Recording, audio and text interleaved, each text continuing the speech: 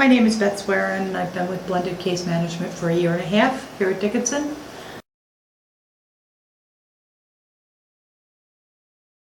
My main responsibility is I am the coordinator of care for my clients, and what that means is all of our consumers have a mental health diagnosis, some type of mental health diagnosis, and they've also all experienced some kind of significant trauma in their life. So my job is to help them succeed. We assess their needs, we introduce services or refer them to services that can help them. We try to find them means to meet goals that we set, and then we monitor their progress. It can be something as simple as reminding them to go to their mental health appointment, or reminding them to go to the doctor, or reminding them to go to the food bank, or something serious, advocating for them if they wind up having to present in crisis and might be hospitalized.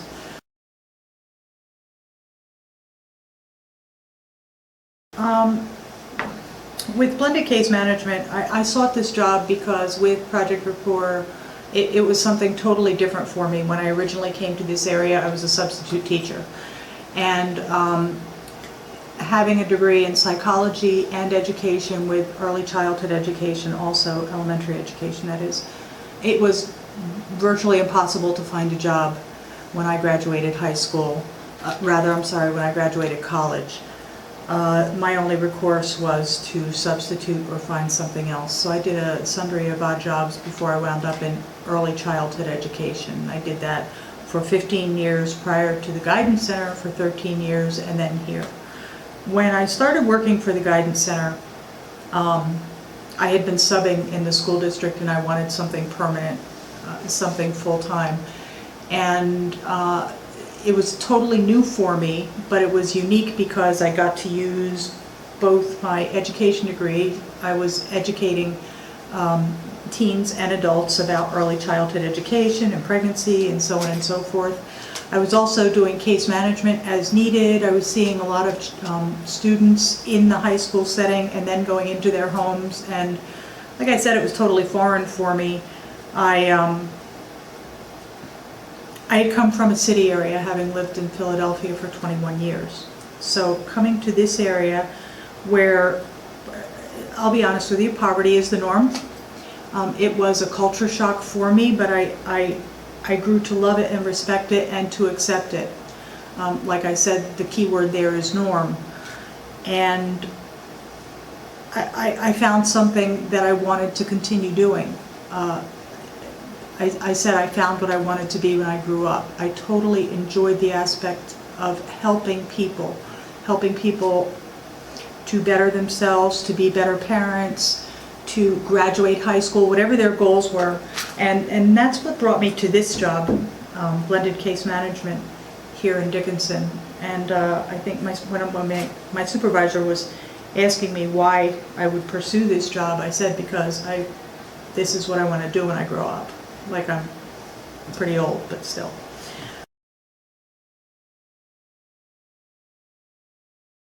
Most of our visits take place in the home, and that can be a challenge. You can have something like bed bugs or fleas, or you can have homes that are not what you would consider clean. And one thing you learn is that you can't judge other people. My definition of clean is not what somebody else has to adhere to. So you really temper your attitudes when you are in this position. You have consumers with mental health diagnosis who might not meet with you as scheduled, which leaves a gaping hole in your schedule. That's another challenge. You do have crisis situations where you have to adjust your schedule to meet somebody else's needs. You have to constantly keep in mind that your consumers are trauma. They've all experienced trauma, and you have to keep your care relevant to that, because every one of our consumers has had something in their life that has brought them to this point. something you might consider to be insignificant, but it's not to them. And that's one of the models here that we utilize, and that's trauma-informed care. And you have to keep that in mind with every one of your consumers.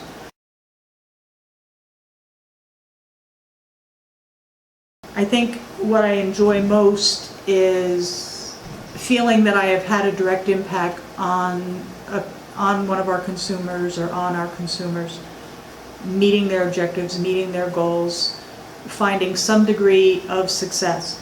That success could be something as simple as taking their medications at regular intervals. Getting up to go to an appointment. It doesn't have to be anything major like I paid off my $600 bill at the electric company. That would be nice, but you know, we work on those things. Being able to link my consumers with other services that are going to ensure their success, like maybe psych rehab or mobile psych rehab or CAPSI or Goodwill or whatever it would be, is something that's going to help them do something that maybe they didn't think they could do. And to have them be able to look back and say, I moved forward, not backwards. That's one of the biggest things for me, and I tell them, you know, 4 steps forward, 3 steps back is still a step forward. So I really enjoy that. I really enjoy seeing them succeed.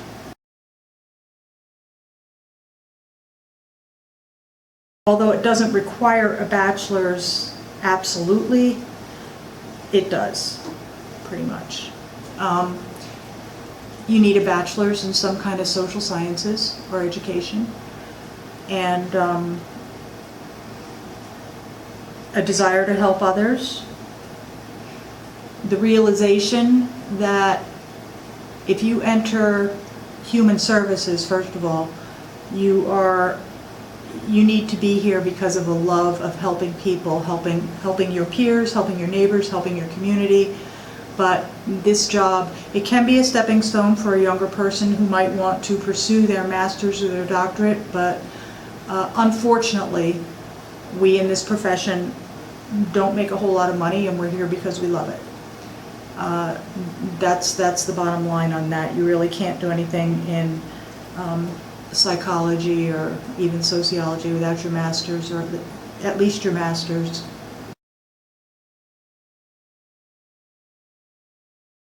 The skills that I use, communication skills, absolutely. I mean, you have to have both verbal and written communication skills, because you're talking with your consumer. You want to be on their level. You don't want to alienate them. You don't want to raise yourself above them. You want to establish rapport, but you also have to professionally document each visit you do.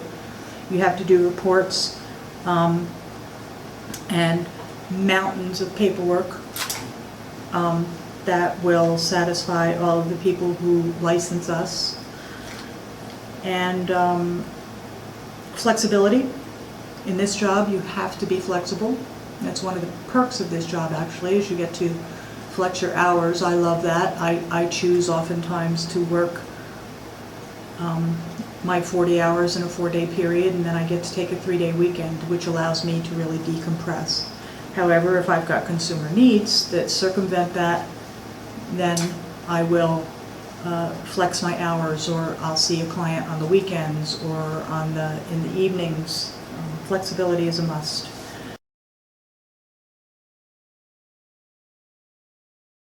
Today I'm taking a bunch of client folders with me, and I'm going to try and make something happen. I have 2 etched in stone, and I'll most likely be able to fit some others in there. You get to know your consumers, who you can call and whatnot. An average day, come into the office, pound down some paperwork, hit the to-do list, leave the office by, I usually get into the office myself personally around 7:15, 7:30. I usually leave the office around 9, 9:30. I'm usually out all day. Sometimes I get back to the office, sometimes I don't. Sometimes I will do some notes at home. It depends. Like I said, flexibility is one of the good things about this job.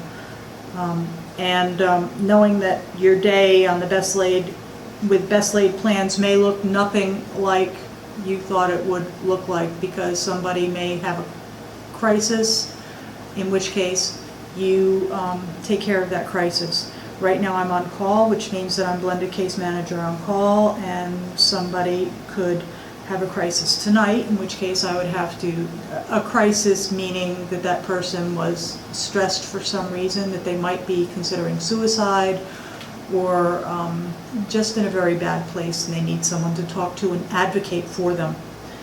And if that happens, then tomorrow is affected, because I will adjust tomorrow to compensate for the time I spent tonight.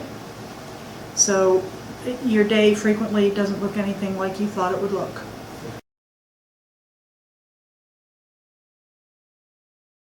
I lived in Philly for 21 years, and I fell in love with this area backpacking.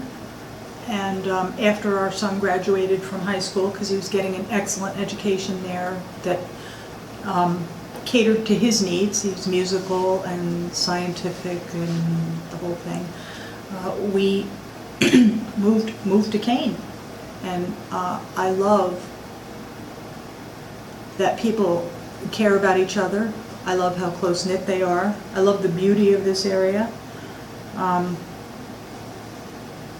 People are genuine.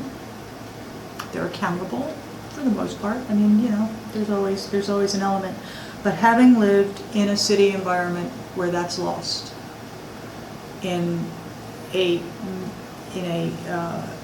really dense population where people don't have to be accountable because they can hide amongst other people, there's no accountability. This area is absolutely beautiful. I love this area, and I wouldn't change it for anything. I have no desire to go back to the city.